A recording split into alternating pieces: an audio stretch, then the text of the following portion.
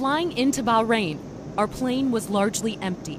You definitely know you're heading into an area of unrest when you are one of the only people on the plane headed to that country. On the streets, we discovered an eerie silence. Almost no tourists in the hotels. A strict curfew and military checkpoints. No signs of protests, but we were to find out that the unrest here has not ended. It's just been silenced. We've come across a lot of military checkpoints just driving around here, and you see the guys standing there with their guns, and they're all wearing masks covering their face.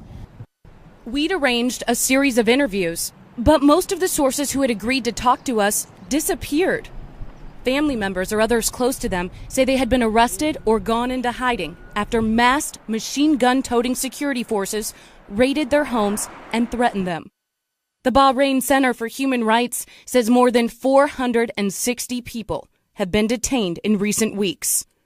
Nurses who treated wounded protesters, doctors, bloggers, a poet.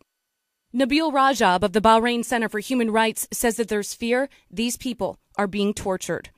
There are people who were hanged for a month and they were electrocuted and sexually harassed and assaulted, and this is the way they are treated inside Bahraini prisons.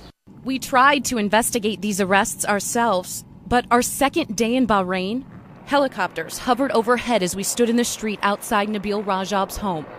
Suddenly, half a dozen military and police vehicles surrounded us. About 20 men in black ski masks, some wearing civilian clothing, pointed machine guns at us.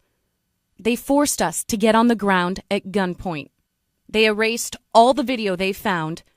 Then we were taken to a police station and interrogated for nearly 6 hours before being released. Bahrain's foreign minister couldn't tell us why we were arrested. To scare somebody not to say anything, or to scare someone not to express his views. This is not a government policy. We asked him about the missing. There were many who I know personally who've been called in for questioning and arrested, but for a short period of time it was for questioning. But I didn't hear that any one of them being harmed in any way just for blogging or being active online. From this point on, government minders were attached to our team at all times. They would not allow us to film any of the tanks or military. No filming? What's that? No, there's a tanker down there. Don't. Oh, no, there's a tanker where? Yeah. The tank. Yes. He doesn't want you to film the tank. I don't want them to come to you and. Come on, we have. How can we not shoot this stuff? No. And our minders told us that there were no protests.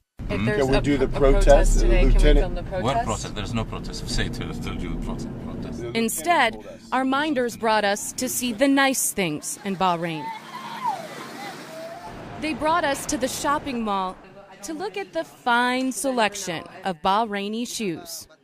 Meanwhile, while we were being minded, human rights workers told us security forces continued to raid homes late at night, taking the opposition away one by one at gunpoint. As a national security. But we were warned by government officials not to press any further, or we would again be arrested.